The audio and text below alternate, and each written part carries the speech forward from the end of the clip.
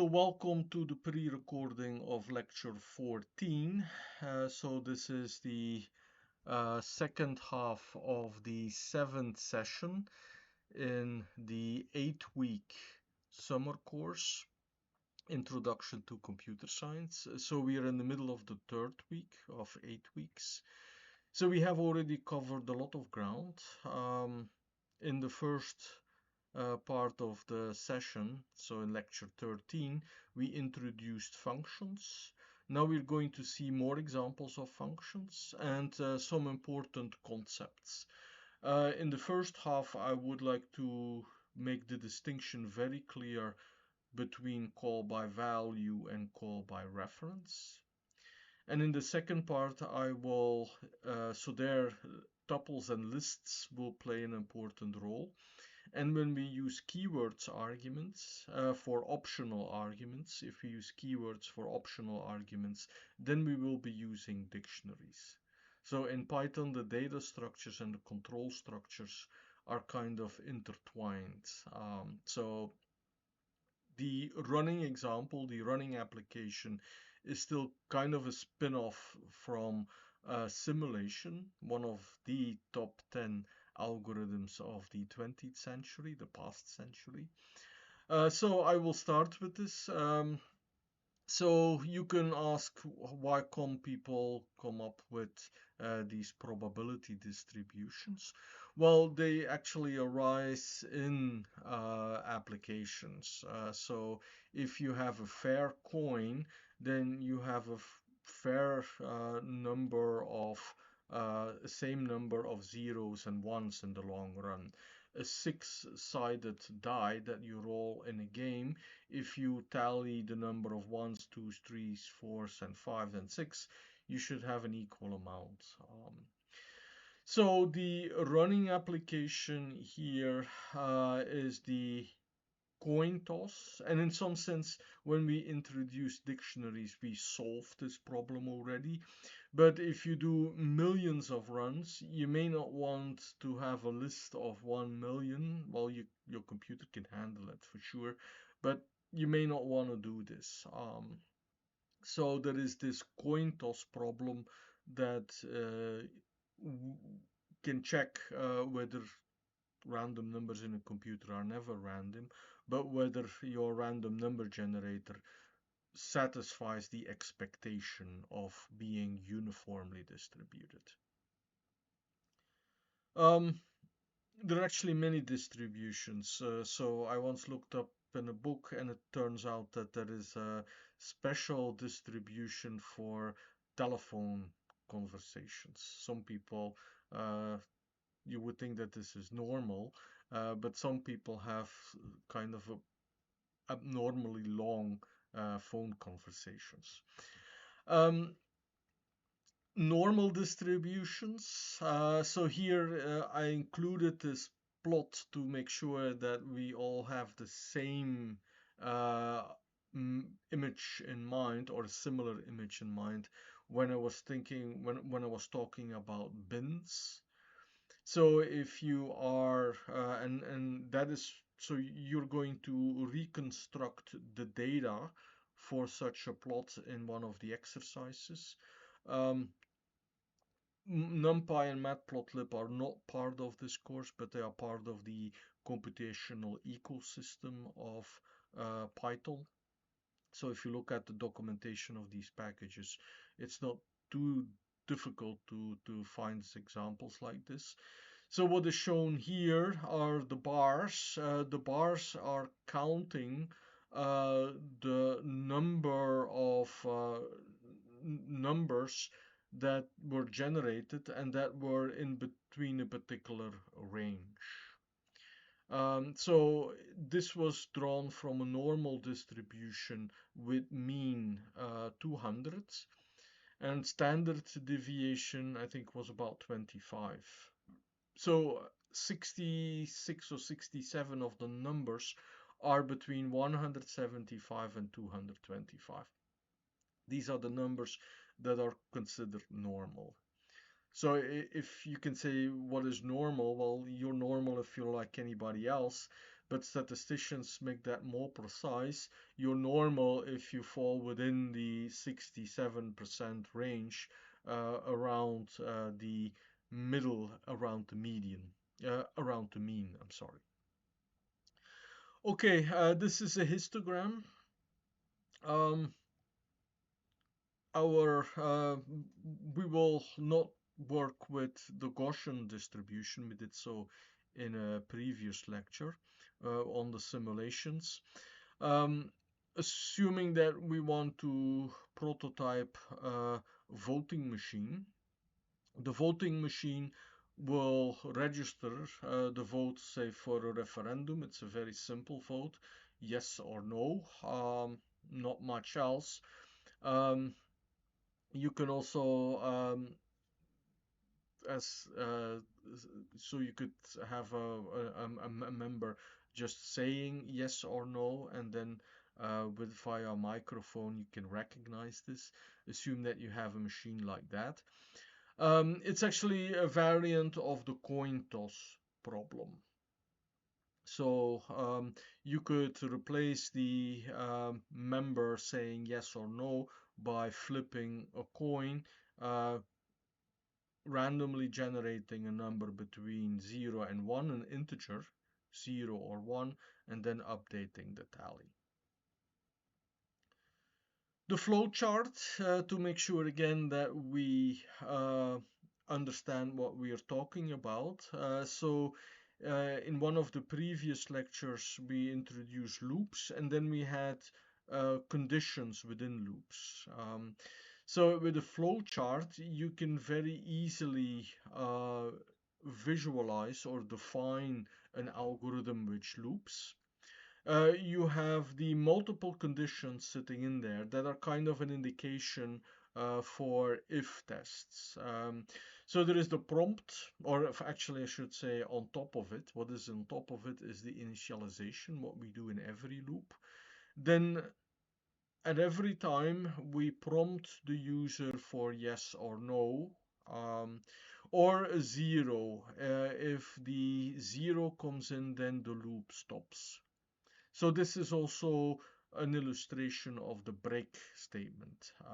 So we can also implement this via a function where at that point there is a return. The return in a function also in some sense functions as a break. If it happens in the middle of the loop, you are going to exit the loop. And the return control to the function that called it. So then there is the test, the second test, which will be used to update the tally of the vote, the yes votes or the no votes. So these are the two bins in the histogram. If you do this on a coin toss, you would expect that the numbers rise equally. We distinguish between functions that are focused on a particular task. The task that is important here in this application is the update of the tally. So I will, with the call by value, call by reference, indicate two different ways of working. We then have the main program that actually calls the functions. I mentioned the passing of the control. So a program is typically executed sequentially, so starting from the main program. So whenever there is a function call, then actually you go within the scope of that function. We distinguish when we think about scope, we think about the lifespan of variables. So it could be that you place certain values, a constant, for example, that should be used throughout the program. You place that constant on top of your program. So then when it comes to at any function, the Python interpreter has already digested whatever thing comes before there, and then also knows the name of that constant. Or you can actually have an entire data structure there.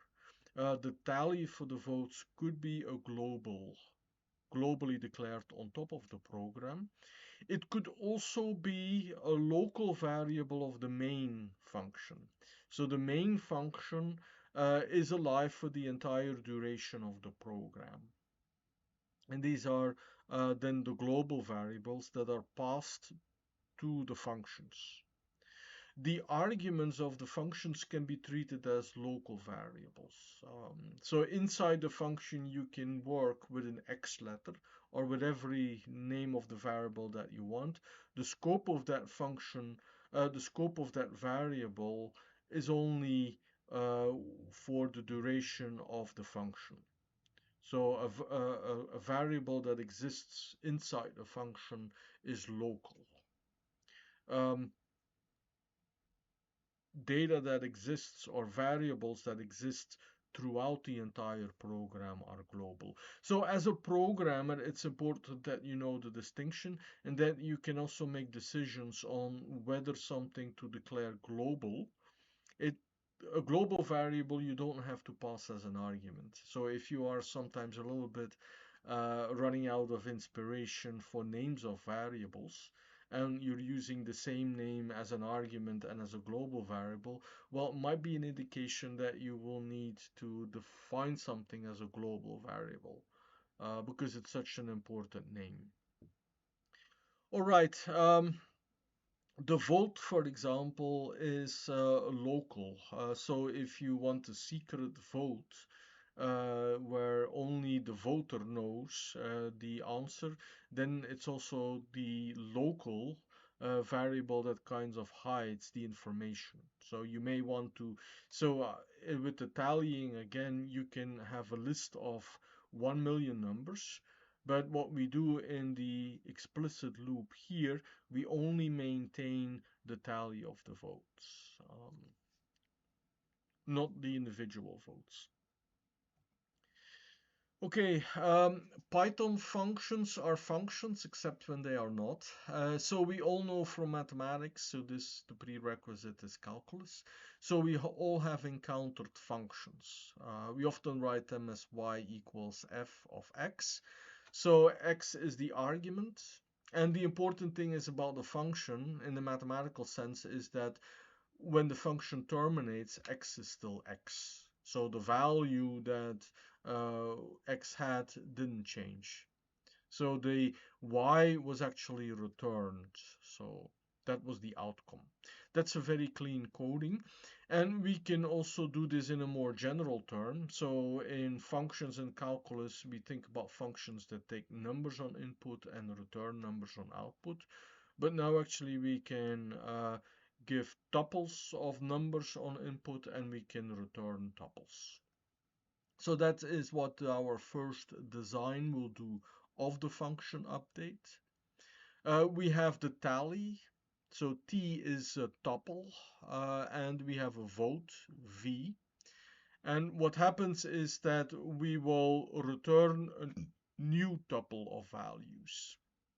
So when we are working with tuples called by value, we will employ tuples which are immutable.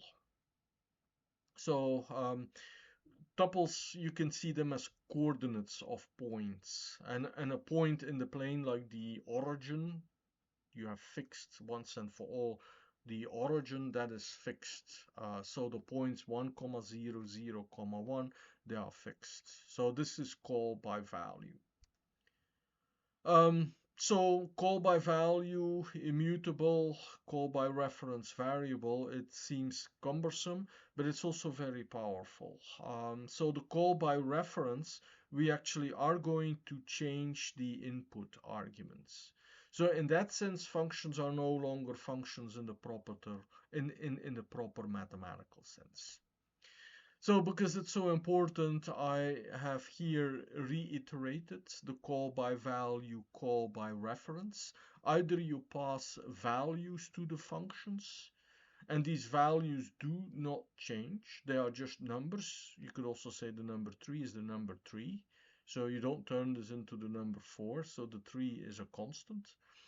With call by reference, you pass a reference a name of a variable in some sense, to the function. And you can, it's a variable name, it's a reference, so you can change whatever the variable refers to inside the function. So it's no longer a function, but we still call it a function. So here are some examples. With the call by value in Python, we are using tuple assignment. So we have a vote, that is one, which means a yes. Then we return a new tuple. So the R here is suggesting for what will be returned in the function. And in the assignment, when you do an assignment, you should read this from right to left. What is at the right is first evaluated. And what comes at the right, here for the example, is the tuple 4, 4. So we have the incoming tuple 3, 4. So we assigned here to t the tuple 3, 4. So t, if you like, referred to that tuple. After the update, so after this statement here, the tuple t is replaced, or the value 4, 4 is assigned to the tuple. So it's again, I'm talking here, but it's again very instructive, and I will repeat this when we get to the Jupyter notebook. But it's very instructive to actually write this down in your own words, what will happen when a function call is executed. So, and it depends on the type of application. What do you really want? So it's not so much here a question of what is now better. So there are situations where you want to have the clean functional approach, but there's also cases where you do not want to copy data too much. So you want to share data. So you want to call by reference. You can assign items in a list because lists are mutable. Even though you can see I'm accessing a tuple and a list both with square brackets, so the indexing mechanism is the same. I cannot assign to a value in a tuple. Whenever we take the indexing of a tuple, we get the value. We get 3 or 4. Whenever we do L1 of a list, we actually get a variable name. So that's a very important distinction. You would not recognize it from the pure syntax, but the semantics, so what it actually all means, is entirely different. Again, because we are working with a tuple or we're working with a list. Okay, so this is a very important slide. So in some sense, it's important to get that. We can make functions that have additional arguments. So in some sense, you could say this is again if you run a little bit out of names of functions. But if you have a function to compute the area, if you compute the area of a square or a rectangle, you would still like to call it area. Now, if it is a square, you only need one number of input. If it is a rectangle, you need two numbers. So you can actually have the optional argument. So if there is only one number, then the function area assumes that you are going to compute the area of a square. Otherwise, if there is a second argument, you're going to compute the area of a rectangle. So there is a star for the tuple argument. So this is now also another use of a tuple inside the declaration of a function. But for the example here, the area computation is another multiplication, which is also star. So there are stars that mean different things. Even with simple examples like this, we can get quite confused. Dictionaries appear when you want to have optional arguments, often also with default values there. So I will give an example. So you can force that the user, so here the example for the area, you may want to force that if the user gives two numbers, that second number is really specified with width, so that the user is kind of forced to use that keyword.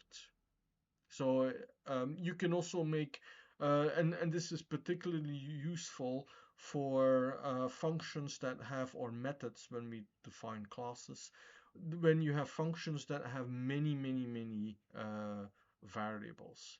We've seen before that the user in any function can refer to the formal parameter, so the name of the argument as it was defined, and use that to play with the order of the arguments. We've seen an example of that in the previous lecture. But you can also actually force the use that the user actually specifies the specific name of the parameter. Here in this example width. I will give another example in the context of our voting machine.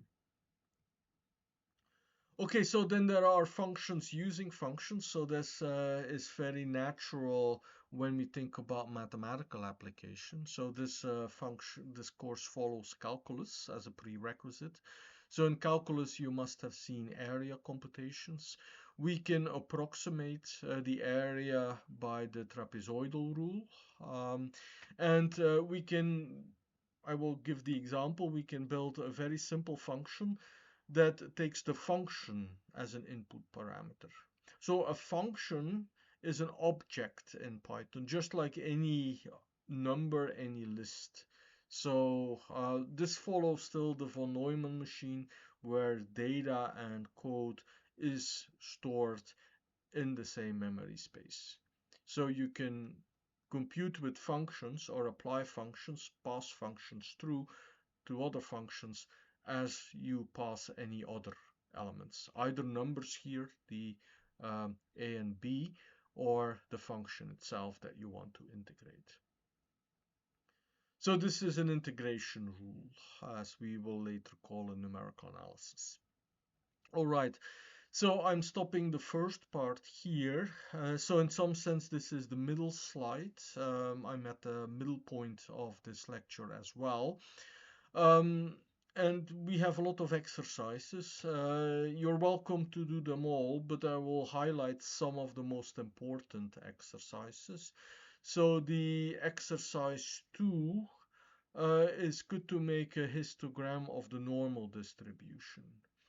So you have numbers generated with mean 200 and standard deviation 25. Here I suggest to build the buckets, 50 buckets, but you could also, for example, count. So you see the first bucket, so 300 divided by 50 is 6. So you have buckets that are 6 wide, and actually the second bucket starts from 6 up to 12, so there's a typo still there. So you fill up these buckets. This is the same algorithm as the tally, but now you are using the if, if. So you have many cases to consider. You also have to think about this. So here actually the number of buckets, if you were really going to implement this with 50 tests, it's going to be really tedious. So you have to think about a little bit. So there is some smart thing that you need to do to distribute it inside the buckets. So you have to compute the index. So if you're going to represent your histogram as a list, you have to compute the index where you're going to place the number. And that is very similar to the division by 6. So that's actually the algorithm here that you have to discover. But I'm telling you now what the main point is. Okay, let's do some practice. So I have prepared a notebook that kind of grew too long, so I will not interactively demonstrate, although what I'm explaining now is something what every Python programmer should actually know. So there's a lot of material to cover. We cover a lot of material. Some things you have to look up, but some things when you have done many exercises, you just know. In the previous lecture, or in the first part of the session, I was working with x to the power 2. So x to the power 2, you would also need a documentation string. It would be rather cumbersome to define this. Well, you want to define it in one line. So this is the lambda, which indicates that you actually define a function, but you don't really give it a name. Well, we give it a generic name, f. So I want to indicate that f is actually a function. And the application of this would be as if you would be implementing the trapezoidal rule and testing the trapezoidal rule with the x to the power 2. In combination with the lambda are the if-else statements. So here in some sense it's a little bit redundant because there is a shorter way to write this. But if you want to define a function that decides whether a number is even or odd, you could simply return the value of the test that is here, true or false. But you can also do something more with this. So you could say that odd numbers, we don't count them. Well, this would still be the same as returning 0 when it's an odd number, or 1 if it's an even number, or whatever. So you can actually calculate with these true values as well. But here you see the conditional expression. So this makes your programs a lot shorter. It's also good to define step functions. So step functions have discontinuities, and you can define them rather short. Okay, so lambdas are good to know. So if you forget about lambdas, you can always use the DEF construction, and you can always work with an if-else. Here we have the update of the tally. So I have a complete program that runs the simulation, but the key function is actually the updating of the tally with a specific vote. Here this is the functional perspective. So we have a function update that takes on input a tuple and then a new vote, which is either 1 or 0, approve or do not approve. And the first element in the tuple collects the number of yes votes, the second element the number of no votes. So you're going to return a new tuple that has the updated values in this. So this is in some sense very clean. It's also very useful now to make the same picture at the end of lecture 13.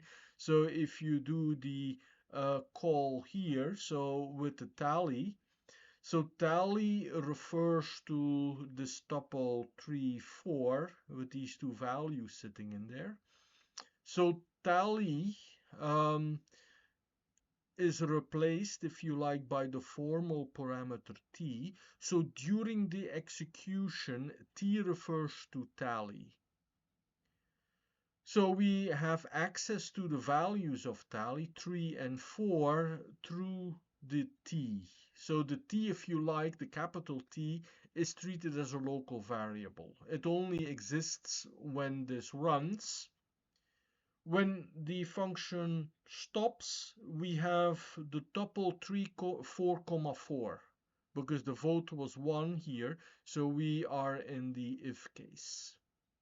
So then tally starts to refer, as a result of the assignment, refers to the tuple 4, 4. So that is returned, that is the result of this function. So right before the assignment, the right-hand side here in the assignment is actually replaced by the 4, 4 tuple, what you see as a result. So I do it again to make sure that you see that tally actually changes. Now what does happen is that we make a new tuple and we essentially reassign to tally the new values for the tally, but we reassign the new tuple. So it's actually doing this tuple assignment over and over again. So suppose that you would cheat, so you would want to update the tally, so you would like to say, look, I find this now too cumbersome, then you would get an error. So I commented this statement out, but you're more than welcome to actually run this. Then you will see that uh, Python will tell you that tuples do not support the item assignment. So it's a type error. So you do something on an object that you're not supposed to do according to the type. So this is called by value. It's also called functional programming. So Python is extremely flexible, but everybody has a certain coding style. So it could be that in certain environments, that if you're going to work on some applications, that the coding styles actually forbid you to use anything other than functional programming. Other than so you could also see that any program in this way is a sequence of um, tuple assignments. So you have the data flow within a program. Um, Well, sometimes we do not want to make copies of entire data sets. We want to share data, um, and call by references is extremely powerful because you do not make copies of data sets, especially when data sets start to get quite long. This is cumbersome. Here we have the update of the vote, where the tally of the vote is stored in a list. A list is variable. So a list is essentially a sequence of references to other objects. The other objects here are the numbers 3, 4. So we have the same way of working, the same initialization, but now I'm using square brackets. And depending on whether the vote is 1 or 0, so the 3, 4 is replaced by 4, 4, but it's now done directly by changing the element, uh, changing the corresponding element.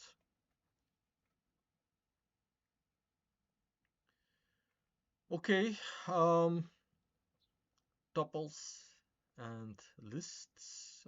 The key two of the main important data structures provided by the standard library of Python. We also have dictionaries that play an important role. So suppose that we would want to give a little bit more structure to our function call. So we want to, and also we want to make it a little bit more general. So instead of having the update of the tally that you have one by one, which is possible still here with this, but you want to report 3 votes or 2 no votes here. So, and you want to force this in a way that the yes and the no, they are keywords. But you don't want to do this at the same time. You could do it at the same time. So, in some senses, if you would force always yes or no, then the user would be forced to provide 0. Or you could work with an optional argument. If there is no, then it is interpreted as 0. So we want to work with this way of interface. So forcing that the user of our function uses yes or no. So that is unambiguous then. So the 1 or the 0, you could say it's depending on whether you are a proponent of the of the or an opponent of the motion, you may want to see it positive. So whether you say you are at the true side or at your false side, it's also a little bit coloring. You may not want to have that. So we have the yes votes and the no votes. So they are accessed by keys. So whether there is a yes or a no can be detected inside the program by checking of whether the key, the string, now yes, appears as a key in the vote. So the vote is the argument, the second argument, but it's a dictionary argument. So that is indicated by the star star. So we are working with this vote now inside the function as it were a dictionary. So we are checking whether the key is there. And here I'm explicitly checking on this. So if you like, there could be an else, a default, when you print an error message. When the user has actually given an argument, or it could be that there is an abstain option. So there is also abstentions that you are going to record. So the important aspect is here is that the keys are strings and you get the values 3 and 2, so you can check whether the yes, whether we are in the yes case or the no case by checking whether the key is there, and you get the values, what is after the equality sign here, the 3 or the 2, by doing the dictionary lookup. So here is how you can use this. So this is in combination with the lists, with the call by reference. It also works in the call by value, and that could be an exercise. Do the first update that we have covered, and write another function with this. So you see we had 2 updates, but now we have already 4. So that's why I'm always a little bit suspicious when 2 different students who worked completely independently and come up with the same functions, exactly the same functions. There are so many variations that you can do in Python. Okay, the last thing in this Jupyter notebook are optional arguments. So on the slides, I gave this with the example of the area computation, where you have the area of a rectangle, the area of a square. I will go to that example in a minute. A good default option, and you could say that if you are a programmer and if you are the habit of defensive coding, when you are developing things, you know that you make bugs by experience. There will always be bugs in any non-trivial program. You will include a verbose option. The verbose option will allow you to print out extra information. A little bit like also debugging mode. So you can also do extra tests. We will get into testing as well. So here the default option is the verbose. So you can check whether verbose is in the vote, so you don't really need to do much. If the vote is in verbose, and if the value of verbose is true, then I print here the input arguments. I could have made this function longer by also the output arguments. So then you can also do a verbose statement in every case. So then you can trace what the function is doing. So in a way, this is very flexible. It could also be part of a coding style. It could be that somebody is actually requiring, in the company you work for, is that you adopt the style of adding a verbose option. Here are the illustrations. So it's a default argument. If you just update your list with, as we done before, then nothing happens. Nothing happens too if you put it verbose equals false. Why is that there? Well, it could be that the function is called within a function, and then the verbose function is also present in the function that calls the function. Another verbose option similar is the verbose level. So you may want to check, many programs have many nestings and many loops. You can check which layer of the nesting you are. So that also allows you to trace, for very large programs. You could say that the default verbose message is, well, I'm here executing this function. So you could trace the execution of the function. Okay, so I'm 40 minutes in, so my timing works quite well. So I have demonstrated the most important concepts now. Also indicating again, I started with 2 updates on the slides.